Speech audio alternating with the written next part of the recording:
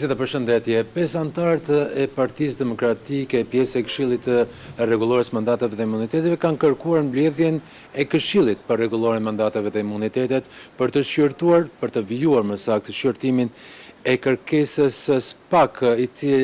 pra institucioni i cili ka drejtuar kërkesë Kuvendit të Shqipërisë më datën 16 dhjetor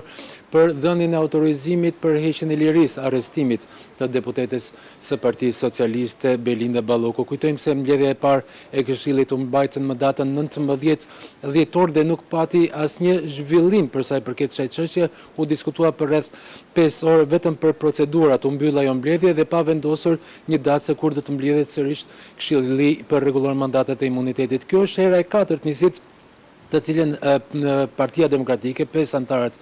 demokratë të Këshillit, kërkojnë mbledhjen e këtij organi parlamentar pra për të vijuar shqyrtimin e kërkesës së SPAK. Por duket se edhe në këtë mbledhje nuk do të ketë një rezultat, pra nuk zhvillohet kjo mbledhje, sikundër nuk është zhvilluar as më datën 23, 26 dhe 30 dhjetor, pasi socialistët e kanë vendosur, kanë parathënë më herët që një mbledhje e Këshillit do të zhvillohet vetëm atëherë kur do të ketë një vendim nga ana e gjykatës kushtetuese për sa i përket vendimit të mëparshëm të GKK-s, i cili vendosi pezullimin e zonjës Belinda Balloku nga të gjitha funksionet publike, pra si zëvendës kryeministre dhe ministre energjisë dhe infrastrukturës. Mbledhja e cila do të nisë, pra do të zhvillohet në datën 22 shqyrtimi në themel i këtij vendimi të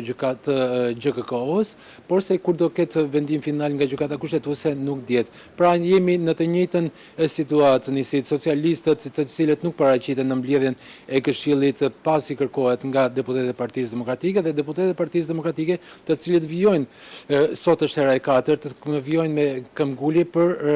duke kërkuar mbledhjen e Këshillit. Pritet që rreth 15 minuta më pas të kemi një deklaratë nga deputetët e Partisë Demokratike, 5 deputetë e Partisë Demokratike për sa i përket mos funksionimit të këtij organi parlamentar, dhe ata e kanë thënë edhe më herët që kryetari i Kuvendit Niko Pelishi e ka bunkerizuar Kuvendin dhe po mbron Belinda Ballokun me urdhër të kryeministrit Edi Rama.